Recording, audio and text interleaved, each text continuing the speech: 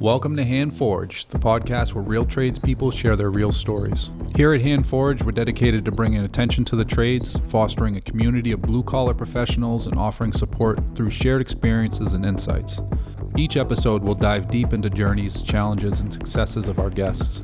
Whether you're a seasoned pro or just starting out in the trades, you'll find valuable tips, inspiring stories, and practical advice to help you navigate and thrive in your career. So grab your tools and get ready to be inspired. This is Hand Forged. All right, what's up, everybody? Episode number 7 for the Hand Forged podcast. We have Tyler LeBlanc on today. Tyler is my oldest son. I had to get him on. He's been helping me a ton with kind of getting the podcast up and going. He's been helping me a ton with the business. So I kind of want to get him on. I think that his perspective on the trades and kind of blue collar be a little bit different. He obviously grew up in a blue collar home with me. So he's able to kind of see, you know, what it took to kind of get where I'm at. And now kind of being hands-on in the business, kind of gets to see that side of things as well. Tyler is going to college down in South Carolina, Newberry College. He's down there playing collegiate lacrosse, going for a business degree. Obviously took a much different route than I took in life. So I think it'd be a pretty cool perspective to kind of see how Tyler sees all of this, and to kind of give some insight onto kind of where he's at and kind of where he wants to go. At Seacoast Cabinet, Raleigh, Mass., we offer a full range of services, from design to installation, tailored to residential and commercial applications. We carry 3 lines of American-made cabinetry to fit any budget, ensuring that you get the best quality and value. For more information or a free quote and design, head to seacoastcabinetne.com. So Tyler. What up? What up? What up? Glad you're finally on, man. I'm glad we made this work. Good to be here. You know, you've done a lot behind the scenes to kind of make this happen, so I'm glad to finally get your face on here before you go back down to school and I have to start working harder.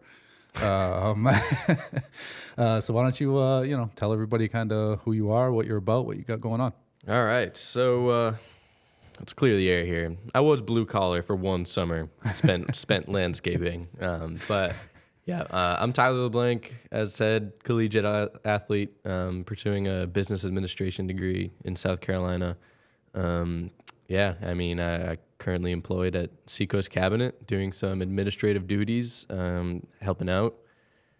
But what about your other jobs and stuff? I want to talk about some of your previous employment. I know there hasn't been a huge amount of history, but you've done some different things. Yeah. Oh my God, I've done everything under the sun. So I started off, my first ever job was at a Shaw's. I spent, it was probably like 3-4 months there until COVID hit. Yep. And I got fired. And then after COVID, I didn't have a job for a while. And then I started working at a coffee shop. I'm not going to say their name because they let me go in an unprofessional fashion. So not shouting them out. But I was with them for probably close to 2 years. I was a registered trainer. I was training the new baristas. Yeah, slanging coffees. I was pretty damn good at it, too. I remember when I used to go there and get that peanut butter cup, whatever the hell it was. It was so good. Yeah. Yeah, it was a pain in the ass to make, so I'm glad you liked it.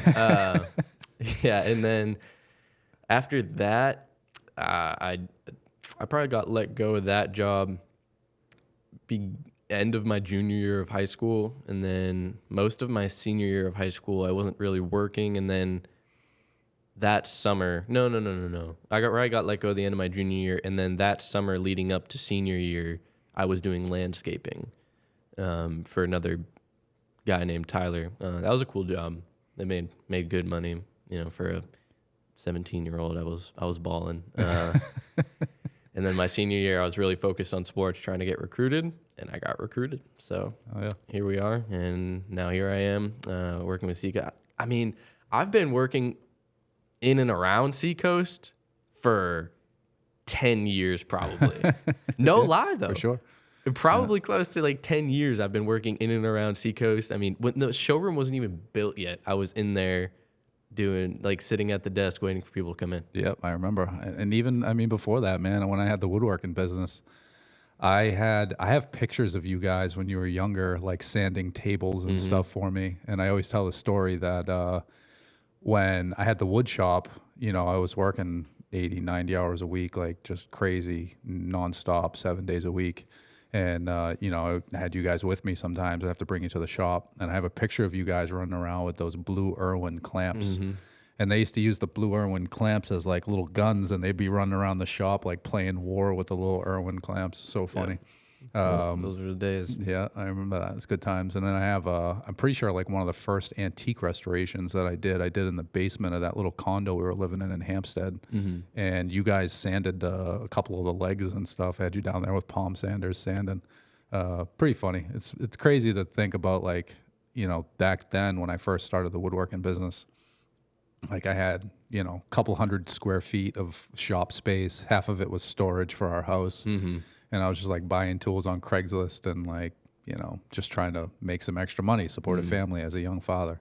And, you guys were like part of it then, like working off a plastic bench and like sanding and refinishing shit in the driveway. And now you work full time for me. It's kind of crazy. It happened so damn fast. You had me using a table saw when I was like 11. That was not OSHA certified. Yeah, if OSHA's listening, that didn't actually happen, I swear. But yeah, man, that's and then remember the leprechaun traps?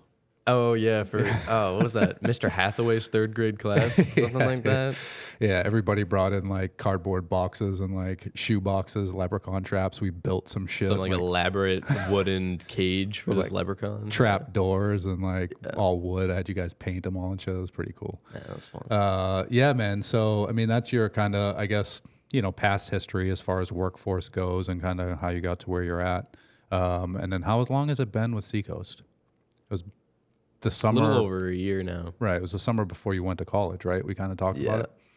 So what happened was I was, reading. I read a lot of business books and stuff, and I came across this book about buying back your time from Dan Martell's awesome book. And he pretty much said in the book, like, if you don't have an administrative assistant, you're an idiot. And I was like, sounds like a great idea. And like he kind of spelled it out in the book on kind of how to use them and like, what kind of tasks they can do to help free up your time to do other things. Because like my time is not worth, doing payroll or like, doing the stupid little things that I had to do like day in and day out while I was trying to also build the business. Yeah. My value for the business is bringing in sales and building the business. So I needed someone to do those other little tasks and stuff. And, so I was talking to Tyler about it. I've always kind of talked business with the boys and, they've always had good ideas. They're both creative. And Tyler was like, well, I can do that. And I was like, and to tell you the truth, man, I didn't think it was going to work. I didn't think that you were going to take it serious enough. I didn't think that, you were going to be responsible enough to like get there on time and do all that stuff. And completely proved me wrong, man. All summer you've been on time and you've been doing a ton of work, super focused, and have really helped kind of the business grow over the past year or so since you've been with us. So why don't you talk a little bit about your side and what your experiences look like so far working for Seacoast Cabinet as the administrative assistant and logistics coordinator and HR department and all the other things that you're doing.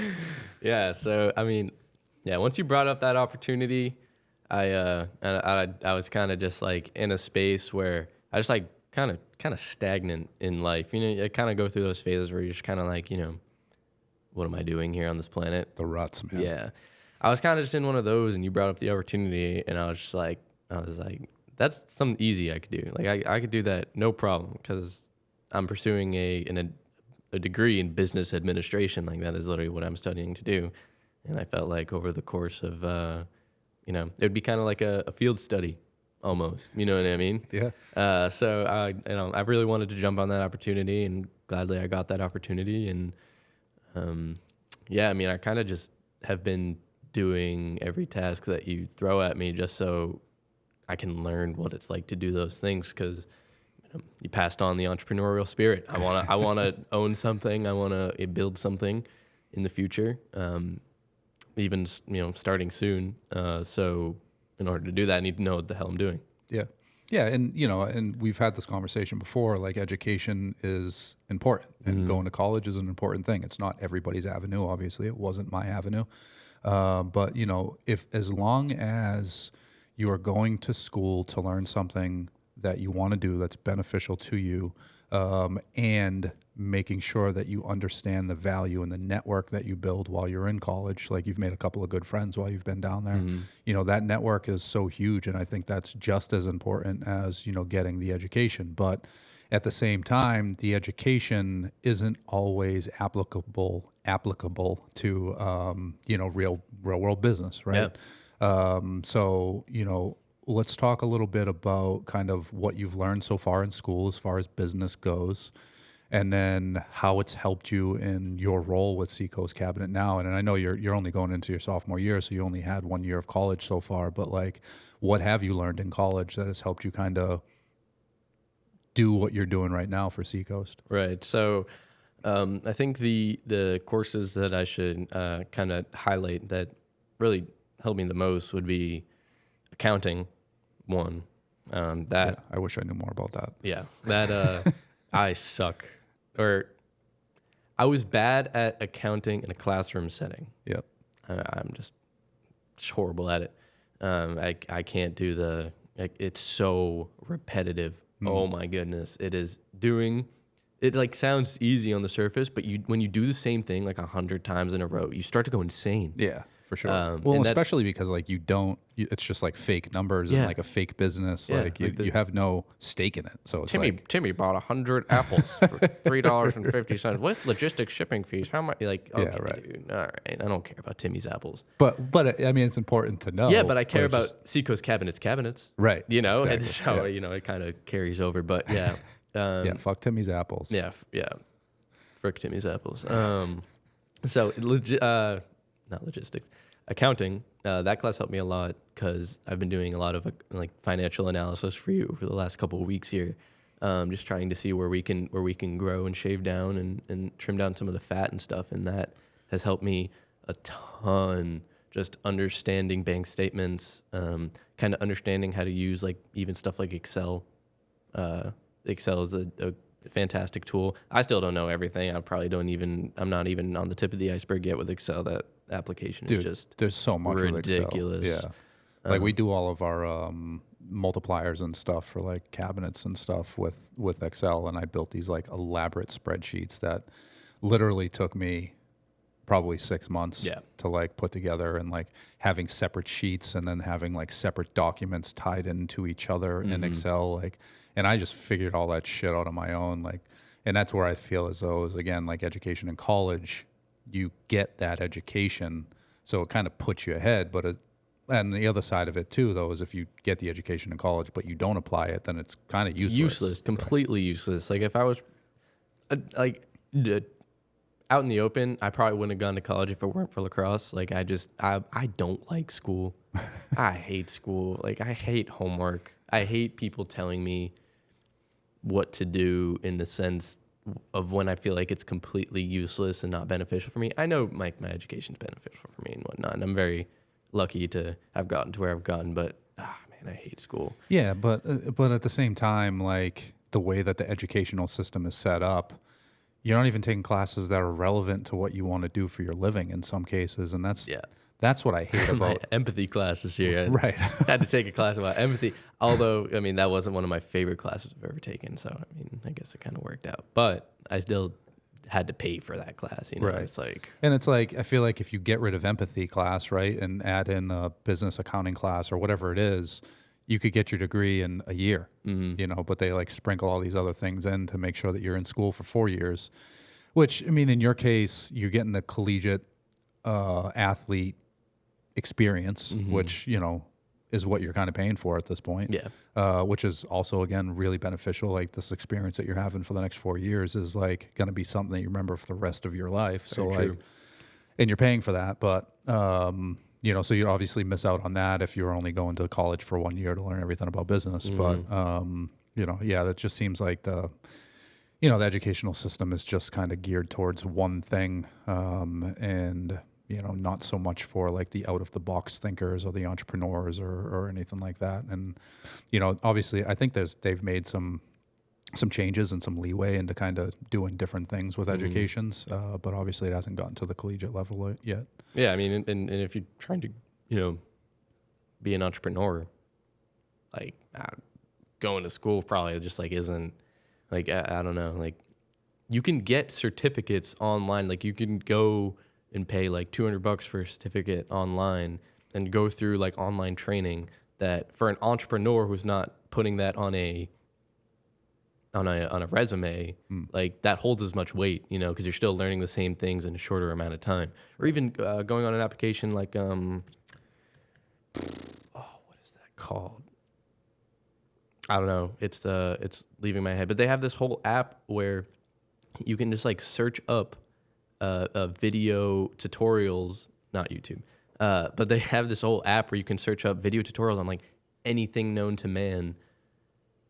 And it's very famous, very successful app. But they just hire professionals like in any field, and they have them come on and do master classes on certain aspects of, you know, business. They have ones for chess that I've watched, and they have like, you can search up like professional chefs and have them teach you how to cook a certain meal like in a video. Like it's that's like kind of cool. Yeah, no, it's an awesome application.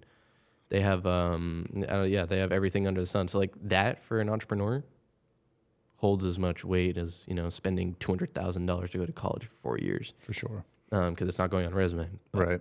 Yeah. So outside of the accounting class, though, is there anything else that you've learned so far at school that has helped in your job so far with Seacoast? I would say obviously, given the Johnny statement and his apples, you didn't learn much in the empathy class. Yeah, no, empathy class didn't the lessons didn't stick with me, but the people in it did. That was a good, cool class. But yeah, I mean, I guess first year stuff was kind of a lot of stuff I already know just from kind of doing my own thing, and just, you know, being really integrated with, you know, Frank growing up and seeing him go through a lot of stuff and seeing him start a business. I already knew a lot of the things that I needed to know. I guess kind of learning about like business structures, like sole proprietorships and limited liability companies and limited liability partnerships and that kind of thing. I guess that kind of helps when, you know, you're starting your own thing and knowing what you need. Mm-hmm. But yeah, I mean, other than that, I'd say accounting was the biggest help so far. Yeah. So with that accounting class and the stuff that you've been working on over the past couple of weeks, mm-hmm. What do you feel as though, how do I say this? Like you've obviously, so you put together kind of a spreadsheet, right? Yeah. Like an Excel spreadsheet with all of our expenses, mm-hmm. And our income, and we're trying to figure out ways that we can, you know, trim some fat off of our expenses with the company. You know, so, and you learned a lot of that stuff in that accounting class. Mm-hmm. So I would say a lot of the terminology, like, you know, kind of like expense to revenue ratio and those kinds of things, just like learning the calculations, like learning what needs to be divided by what, added to what, multiplied by what to get, you know, your profit shares or your, you know, your profit to revenue ratio, that kind of thing. So I would say that helped me a lot. And kind of having, I guess it's, you know, we're not submitting the document that I created to the IRS, but having, you know, like a more official looking expenses sheet. Yeah. Also just kind of helps it look better too. For sure. I learned that in that accounting class as well. Yeah. I think that it's been cool to watch. Obviously, you know, for me, right, so you have a college education in that, so you know, it helped you to kind of create this document. If I was going to create that document, then, you know, I have to wing it, right? I have to learn on the fly. I have to Google a lot of shit. I got to take to YouTube University for a lot of things.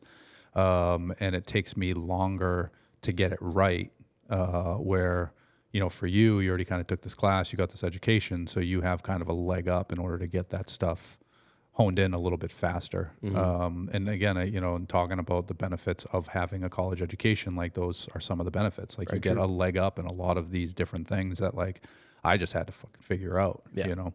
And I always tell people, like, if I could do it over, I would have definitely gone to some kind of, you know, education establishment I'm not saying it would be college, but something to learn more of, the business side of things. I know how to drive in sales. I know how to network. I know how to, pay my bills and do all these different things that I've had to figure out. But, those kind of internal things, especially when it comes to accounting and these reports and all that type of stuff, take me a lot longer than it would take you to do that stuff. Yeah. And over time that adds up. For sure. Yeah, for sure. If you had taken the route that I'd taken, maybe it would have taken 2 to 3 years off of, over time, probably would have taken close to 2 to 3 years off of absolutely getting to where you were to where you are now. Absolutely. If you had gone to college, that could have for sure. That. So. Yeah, I would have had to finish high school in order to go to college. That's true. That's true. You would have definitely had to do that. Maybe I would have learned more in high school if I stayed, but I didn't. Yeah, man. So yeah, that's good. I think. And so as far as college coming up, what classes do you have coming up that you think will be beneficial? Have you seen your schedule yet? Yes, I have, and it's completely blanking on me. Yeah, we probably should have asked you that beforehand, so you have that. Probably should have had that ready. Anyways, but I'm taking a lot of writing courses this year to fill some English requirements. So that doesn't hurt. Yeah, no, I don't think that hurts at all. I think that helps as far as sales go. Email writing and stuff, I think, is huge. Yep. We've been doing some cold calling and trying to generate some new sales and build some new relationships.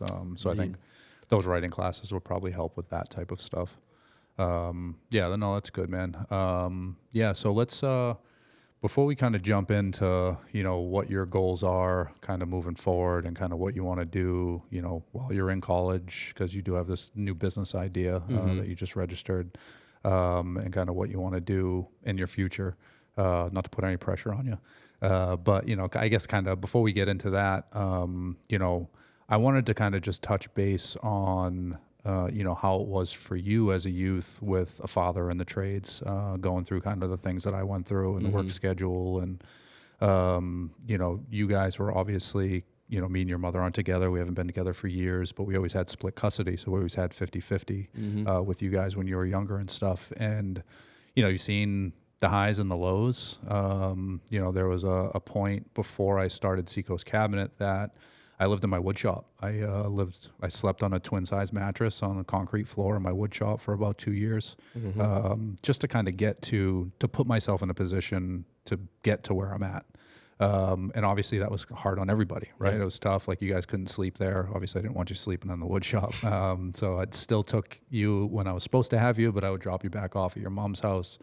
You guys were around when I first opened the shop in the little basement. You guys were around when I signed the first lease on my first wood shop, my second lease on my second wood shop. What was that like for you? Because at the end of the day, blue collar's tough. It's a little bit different than your typical 9 to 5, especially when you have your own business and you're trying to start your own business.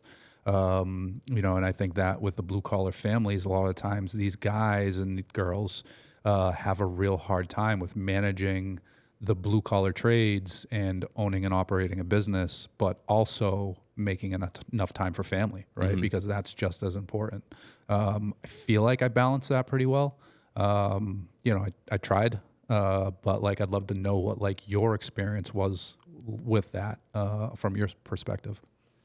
Yeah, as a kid, that's really, really difficult. Because you just don't understand, me being 10, 11 years old and just, not really being able to just go to my dad's house. It's hard, you know, so that was kind of difficult to wrap my head around, because it kind of just seemed like you were just out of the picture for a while, which is a sucky feeling, especially for a kid going through early puberty. Yeah. You had a lot of emotions swirling around, and I was an angry child for a very long time. I was an angry little bee for quite a while there, and I think it's just because you had a lot of shit going on, and there was a lot of other shit going on within the family too. So, that was just tough, but I think it made I think it gave me a lot of insight as to the work that it takes to start something like that. And I think it also gave me a lot of insight to the mistakes that you've made For sure. along the way, business wise. Because I think that going in now, like I think I'm going to be able to learn from what you've done and kind of use it for the needs that whatever I need them for. But yeah, I mean, it's really, really hard. Early business owners, no matter if it's blue collar or not, they don't have a lot of time on their hands. And that creates a lot of stress within relationships, creates a lot of stress within friendships. Like if you're just not seeing anybody because your nose is in your work 24/7, one, it's not good for you. For sure. Like that's not good for the human body whatsoever. I mean, you got the worst carpal tunnel in the world now. I mean, you're paying for it. Yeah. All those years of fucking sanding. Yeah, exactly. But even like mentally, like that's just like not good for the human body. And work-life balance is hard to come by when you're starting a business, especially, I mean, God, you started young. I mean, you had me when you were 19. Right. So like you didn't have you didn't have startup funds. No, there was no startup There was funds. no startup funds. If there was startup funds, it meant like, one less peanut butter and jelly sandwich on the table. Exactly. So it's hard. And I think that, new business owners jumping out on their own, you got to find ways to delegate. And you got to do your research before you start something. I think that in your case, it was kind of back to the wall. Yep. But I feel like for people where it's not back to the wall, do your research before you go and start something, right? Like, is there a market need for what you're selling? I mean, that's a mistake you made in the beginning. I mean, you're selling these antique pieces, but it was hard to come by work because, I'll just go on Wayfair and get a, plywood constructed couch, and like, I don't need you to make me one for $1,200. Right. You know what I mean? Yep. Or more than that. So like, is there like where is the industry trending? Is there a market for this? How much time can I devote to like stuff like that? Like you just got to do your research before you start something. Yeah. For me, like I jumped out on my own after, working for a company for 12 years, and it was like one of those things where like, I can do this. Right. Mm-hmm. And it was, for me, I didn't really have one thing that I wanted to do. I didn't do any kind of market analysis or any kind of anything, right? Mm-hmm. I just knew that I was really good at what I was doing. True. I knew that I was like 3 months behind on my own clientele because I was doing both, right? I was working full-time for a furniture company, and then I was doing my own thing part-time. And so for me, it was like, I built that clientele up to do these projects. And I was 3 months behind on my own clientele, and I said, fuck it, I'll give it a shot and just kind of see what happens. And I knew that I was good at being resilient, and I relied a lot on my resilience because like, okay, so, the jobs for antique restoration aren't coming in, I can build something. Or the custom furniture isn't coming in, so I can do upholstery work. Or the upholstery work isn't coming in, so I can do these millwork packages for these breweries and these bars and these restaurants. And so it was always like I just kind of took what I needed to take in order to kind of make things work, and I just figured that nobody has a work ethic like I do. I can outwork anybody, and I'm just going to give it a shot, and I'll jump out on my own, and I'll just fucking figure it out, Yeah. Which in the end, right, it does build character. Struggle builds character. I learned a ton. But I learned the fucking hard way, I feel like you learned the really hard way. Really hard I feel like, some people learn the hard. I feel like you kind of learned like the extreme way. Yeah, and and I didn't know how to price. Like I didn't know how to, I didn't know how to do any of it. I just knew how to build. I knew how to restore antiques. I knew how to do upholstery work, and I just figured like on a number. Yeah, you know what I mean? Like I had no fucking idea what I was doing. This is probably good. This is probably all right. This should keep the lights on in here. And that's, where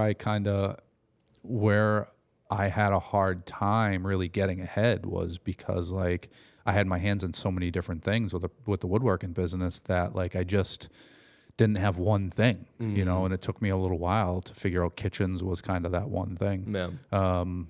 And that was really kind of the hardest part. And I knew that if I wanted to, get a showroom up and going and, have this other business that was much easier to scale and build, that I had to fucking do what I had to do, and it sucked. Like, yeah, at the time I could have, rented a cheap apartment and had the wood shop, but I knew if I did that, then it was going to take me longer to get to where I wanted to go. And I was just like, fuck it, and it sucked, man. Like, it sucked for everybody, man. It was hard for everyone. But, at the end of the day, it was what I did, and it, worked out for the best, but, it didn't, not leave any, residual issues with everyone else. Mm-hmm. You know what I mean? So, and I guess saying that, like, obviously you have me who's a business owner and you're going into business. So you get to kind of see and learn from me a little bit before you jump out on your own. I didn't have that, Well, I mean, I'm blessed to have both of my parents were business owners. For sure. My mom owned a hair salon. Yep. For a while on Broadway. Shout out, Mom. Love you. Shout out, baby mama. But yeah, I'm extremely, extremely lucky to have both my parents as business owners, and be able to learn from both of them, because, when I can't talk to you, I talk to Mom about business stuff too. For sure. Yeah. Well, and even Chris, Yeah. he doesn't own his own business, but like he's worked his way up in the field that he's in. Mm-hmm. Like he knows a ton, Mm-hmm.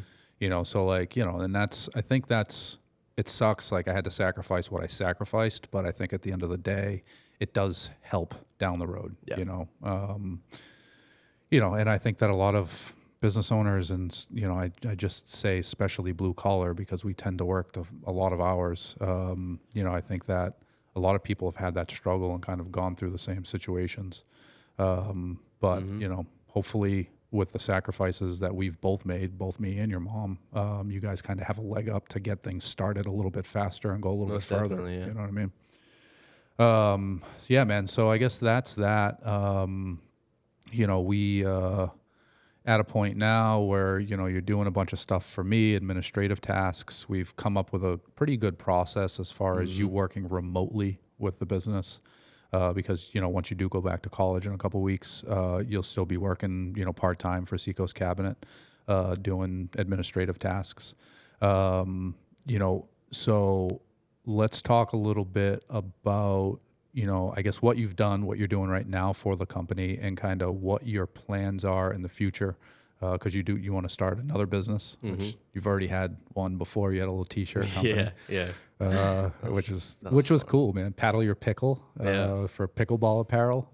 That was cool. That was an example of all market research and no idea how to run a business because I had no experience. Then that helped me learn a lot. But it was cool. Like the T-shirt business was self-sufficient. Yeah. Like it was paying for itself at one point. But I had no idea what I was doing. Not even a little bit. It was that, man. And you were just kind of starting in college. So it was just horrible timing and I just didn't have the time for it. I feel like that could have actually done something pretty well. If, thought out well, and you had the time to really kind of if I had the time and I was able to, hire somebody who was really good at graphic design.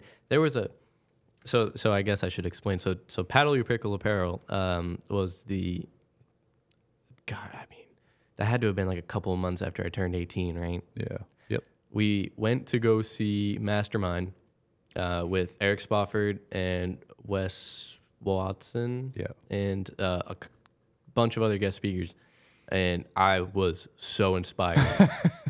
I was and Eric's biggest thing was there's never a right time. You just got to go. So I was all right, I just got to go. I just got to do something.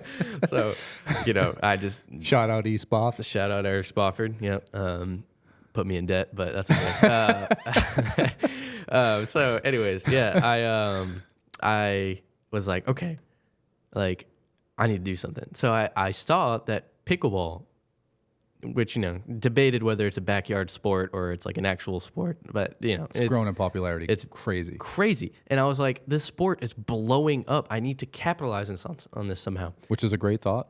And I was okay, how can I capitalize on this? Well, most people who play pickleball are older. They, wouldn't all of the apparel is very like, cheesy and like corny, and like, there's not a lot of like, I don't know, kind of like funny things that can market to the younger generation, because with pickleball, like there's a 50 to 80 age gap that like, is huge in it. And then there's like a 20 to 30 age gap that's also huge into pickleball, right?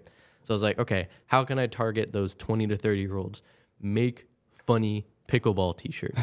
Right. That was my idea. To me, $1 million idea. I think it's a great idea still. And I was really in love with the idea. So I was like, okay, I just got to go. Like I just got to start something. So I made these admittedly really rushed, really not well thought out designs that my girlfriend was helping me with. And shout out Autumn.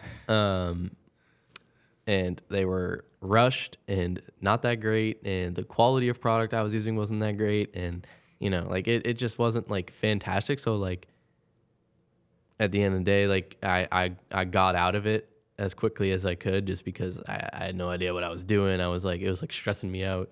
So yeah, that was Paddle Your Pickle apparel. And it lasted for about a year.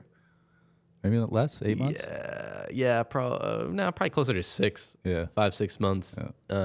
But no, it was fun. I learned a lot. I still rock my Paddle the Pickle shirt sometimes, my gym shirt. No, it was cool. Pickleball's still fun too. I still haven't played, so maybe before you go back to college, I can kick your ass in pickleball. All right, dude.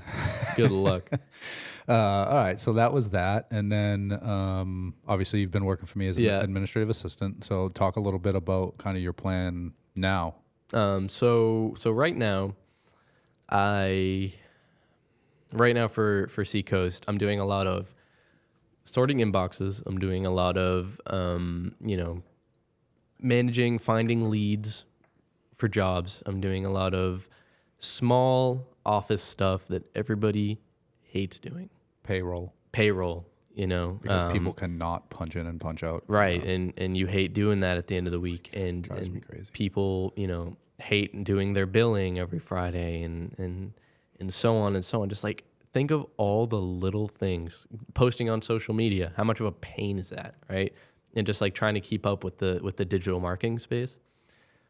So I'm doing a lot of these things for Seacoast Cabinet, and most of the people we make intros to for the podcast or for just like business in general, like talking to Mark with Collier Home Improvements, just like, a lot of them say like, I wish I had a Tyler. Yeah.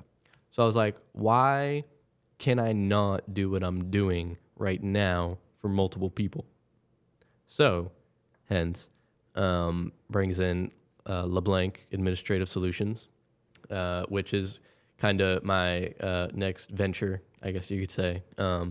So my idea is to kind of target smaller businesses that are trying to grow, but just don't have the time, right?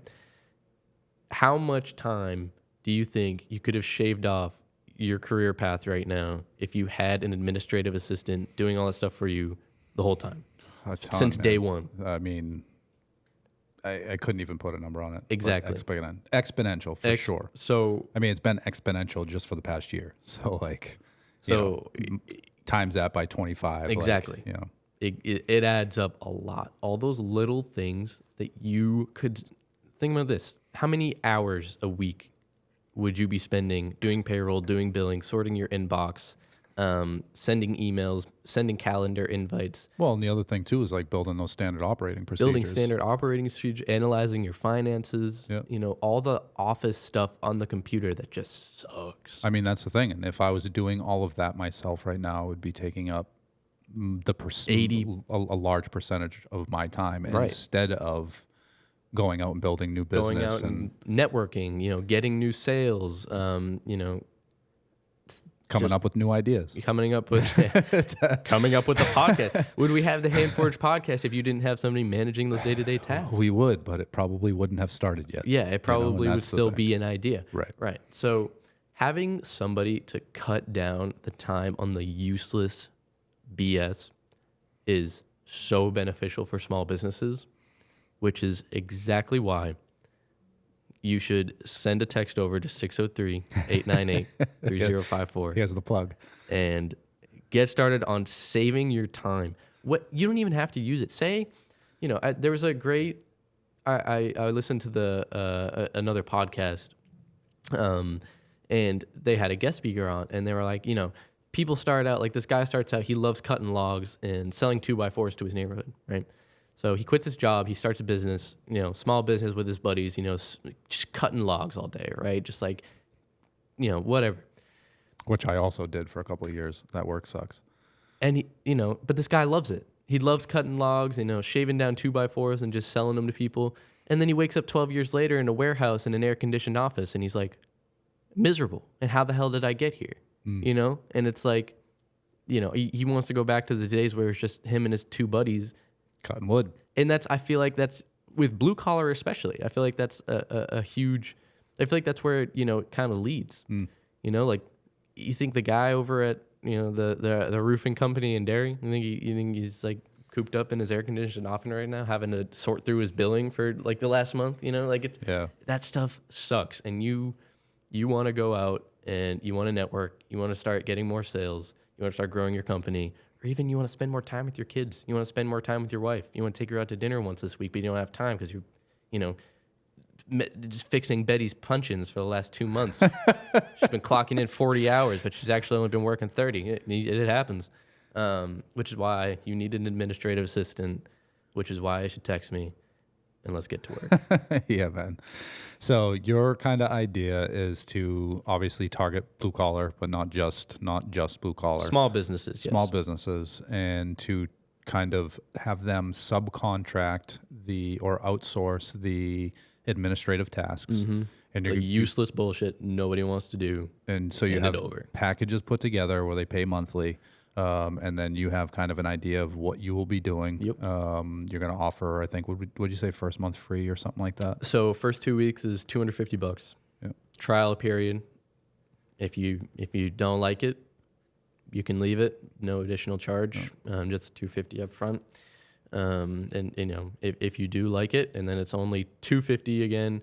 It also depends, right? So I'm kind of leaning more towards doing just completely customized packages, right? Because I'm talking to a real estate agent who, only wants me to do social media stuff, right? And I'll gladly do that. I'll gladly, for social media, like I can come up with a schedule for posting. I can, manage the DMs. I can manage the likes, the comments, all that kind of stuff. The stuff you just don't have time for, but you want to do, you just don't have time for. And I can do it well. I can do it quality. I'm a screenager. I know how to do all that stuff. So like custom packages, I feel like would just be more beneficial. So, it would kind of just come down to, getting in a meeting and just, coming up with a quote. But so essentially the first month is half off. Yep. So then you'll offer those. You're going to be away. You're going to be in South Carolina. Yeah, it's completely virtual. So you'll be doing everything virtually. Yes. Which, I assume is going to be like probably a Zoom meeting up front to kind of get to figure things out. You have an idea of how to manage the inboxes already. You have an idea of how to manage the billing. You've been doing all of these administrative tasks already, so you kind of have a good idea of operating procedure for kind of doing all these things.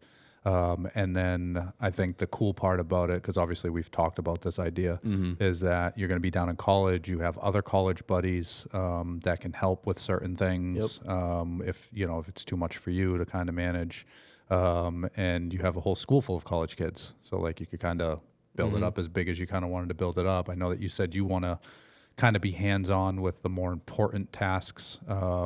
But like kind of give some of the smaller stuff to, other poor college students that are down there.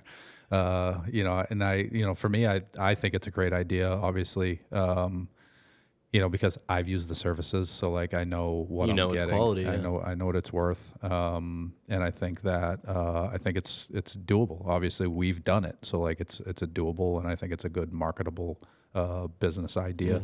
And it's something you can scale. It's something that you could build if you wanted to kind of build it up to whatever you wanted to build it up. So I assume you envision kind of doing that through college. Yep.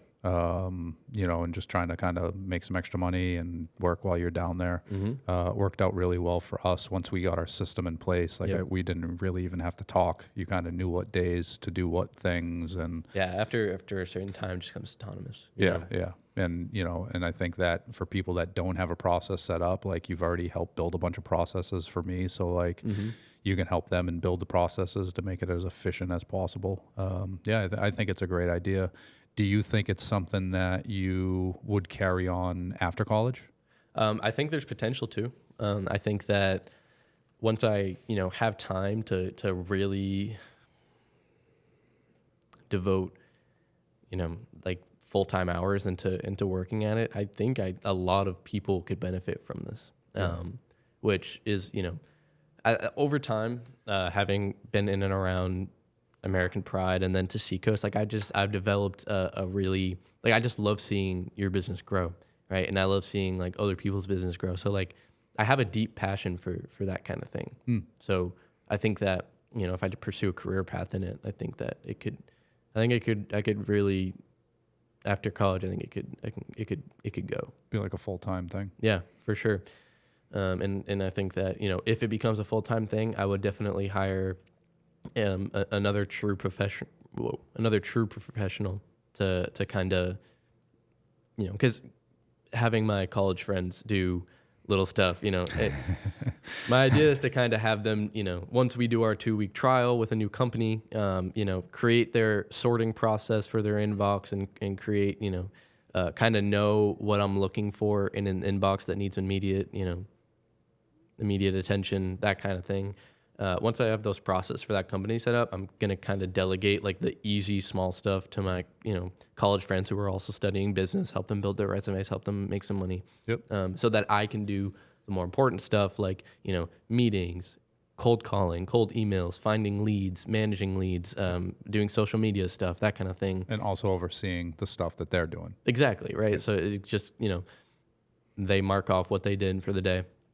I go in, fact check, quality check, just kind of, overseeing that stuff, but it cuts down a lot of my time. So I think if I were to pursue it full time, I would definitely hire like a real professional so that I could, hire an administrative assistant for my administrative assistant business and find more companies to work with. So I think it's scalable. I think so too, man. I think it's, and at the price point that you're at, I think that a lot of small businesses and the blue collar family would really see benefit in it. Which, by the way, with all the bells and whistles, if you wanted everything that there is, only $1,000 a month, $250 a week. Yeah, and it's outsourced, so you don't have to worry about insurances and all that type of stuff. Insurance on me. You don't have to pay taxes for my salary. Nothing. Yeah. Base. You want everything that there is to offer with LeBlanc Administrative Solutions. $1,000 a month. Hit me up. Cool, man. Well, we typically will talk about, challenges and management strategies and help that you'll need. Obviously you haven't gotten things going yet, but what do you see being the biggest hurdle to overcome? The biggest hurdle that really keeps me up at night, really, like last night I was stressing because I'm so locked in on this idea. I'm so excited about it. Is honestly just managing my time while I'm at college. Right, and trying to play sports. I'm a D2 college athlete, nationally ranked program. Like I got lifts, I got practice, I got classes. Yep. And I don't think I'm gonna get burned out just because I got the resiliency that gene got passed down. But that's really the only thing, and I think it'll be fine. Just time, honestly. It's like how much time I have on my hands. But I have a really good schedule, so as long as I just keep up a good schedule, it should be fine. That's the only thing. And the other thing is, I am offering the service for really cheap. Yeah. So, it might be tough. Like if I don't have enough time, say like, I just don't know, how that looks like with hiring somebody. Like, will I even make enough money to hire somebody? That kind of thing, right? Because for my college friends, I want to do task-based pay. Right. Like you get $5 for sorting this inbox. that gives them really good incentive because they're not doing hourly. So they feel more incentivized to just however much time that they have to go do something, go do it, make some money for it. And then when you're done, you don't have to punch out. Just tell me what you did and I'll pay you for it. Right. But if I'm hiring somebody, they want, an hourly. So that might be that's the another just hurdle that I'm foreseeing. Yeah. I mean, but I think what's something that you should consider and just keep in the back of your head is that you have control over how much or how many jobs or how many clients you take on. So take on one or two, manage it, build it as efficient as you can. And then if you feel as though I could probably take on one more, then you take on one more. But don't try to overdo it while you're there, and realize that right now your college education and your experience in college is the important thing. Take on as much as you can, do what you can, but don't try and overdo it, because it's the hard part. And I'll tell you right now, it's going to be a difficult thing because it's difficult for everyone, is not taking on too much. When I had the woodworking business, I said yes to fucking anything. You want me to come clean your toilet? I'll clean the shit out of that toilet. Yeah. And I would take on everything and anything. And then I would be so stressed out because I'd have so much stuff going on and not enough time to be able to do it. So it's very easy to chase the shiny new object, and I think that just kind of making sure that you put your values and put your priorities in place, knowing that college is most important. This thing is kind of still up and coming and growing. You'll hit the gas pedal full tilt on this thing at some point, but it's not going to be today, Yeah, it's going to be hard for me. Oh yeah, for sure. I want to, I got a lead foot. I'm trying to. The other thing that's hard too, man, is right now it's shiny and new, so it's easy. It's trying to stay consistent with it when you're fucking in the shit and you got, you have practice coming up in an hour and you have 3 inboxes to sort and this other thing to do, and you're trying to get that shit done before you get to practice. And then after practice, you're smoked. You've been at it for 15 hours today, and you still have one more thing that you have to do before you go to bed 6 months from now. That's when it's the nitty gritty tough part. True. That's what they make energy drinks for, baby. Let's go. Hit me up. Get this going. Luckily our blood doesn't need a lot of sleep at this point, that's cool, man. I think it's a great idea. I'm excited to kind of see where it goes. Obviously I'm client number 1, and I get preferential. Yeah. Also, hear me out on this. What do you think about, so I'm thinking, right, referral system. I think a referral system could be so beneficial for that business. If I were to have a company make one referral to another company, right, and I get business from that company, I feel like company A should get low-key a month free. I mean, I don't know about a month, bro, but you should definitely offer incentives. I feel like it's got to be a big incentive because say, so I've priced this out. I'm making so if a company wants all the bells and whistles, $1,000 a month, right?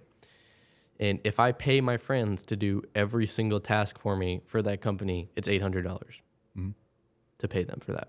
And they won't, because I'm hard worker. I'm going to do most of it before they can even get to it. Right. So I feel like I'm making money if I let them have that month free and give them a really big incentive to go refer me to other companies. Yeah, but I also feel as though that the first, wave of clients or potential customers that come into you are going to be people that know you personally, want to help see you succeed, and also want to use the services, right? Yeah. So there's going to be this personalized kind of wave of customers that come in that really just want to use your services, but also help you out. So they're going to want to make referrals for you off the bat. I don't like it. There should be. I already don't like it. I'm separating the personal from the business. If Chris gets United Civil to come in and use LeBlanc Administrative Solutions, I'll give whoever referred them a month. I don't know. It's just I'm not trying to take advantage of people who want to see me succeed. Yeah, but it's not taking advantage. It's just people that want to fucking, but it's a double-edged sword, right? They want to use your services, but they also want to help. So they're going to help to refer some of those companies. I'm not saying that they shouldn't get anything, but you should really look at the numbers and figure out what that value is. I think a big discount is in order for making referrals because of, it's a service-based. But $250 is like, for me, I'd be happy with $250 to make a referral. Heard. Okay. You know what I mean? Yeah. So, don't, and that's the big thing, man. I mean, at the end of the day, once you do hit the gas on this thing and you try and blow it up, do what you got to do to get the business in, to get things started. And even if that means you fucking eating ramen noodles and ketchup sandwiches for the first year, like, do what you got to do. But at some point, you have to also understand the value of what you're bringing to somebody. And appreciate that, incentive programs are huge, but they're huge for building business, getting new clientele, but you also don't want to lose your shirt over it. True. But that's my advice, man. Who knows? See how it goes, right? Yeah. So we're going to do Toolbox tips. Yes, I actually have a very elaborate plan for Toolbox tips today. I have two Toolbox tips. All right, let me get this out there first. I love this part. John always laughs because I think this is so funny. Just the tip. Just the tip. Toolbox tips is just kind of practical advice that you would give to somebody starting off, whether they're doing what you're doing or going to college or whatever that is. So why don't you give them just the tip? So my tip is for blue collar guys. It's investing in yourself, right? So what does that mean? Like for you, watching you put your body and mind through like torturous hell for 10 years. No. How long were you in the wood shop?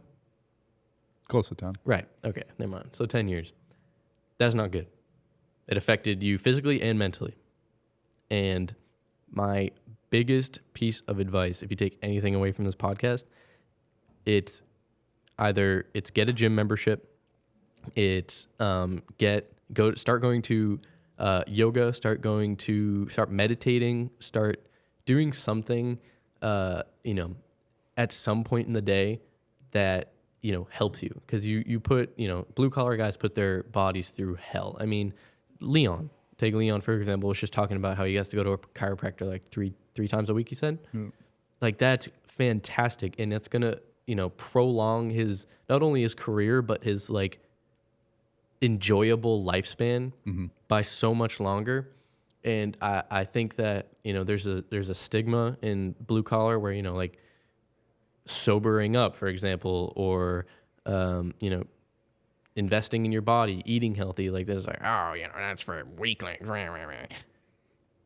But like the people who are gonna do that are gonna wipe the floor with you business wise. For sure. The landscaping company that treats its employees like really well, the owner's sober, going to the gym every morning and meditating, has his mind right, he's gonna wipe the floor with you because he comes into work ready to frick up everybody else, in his space.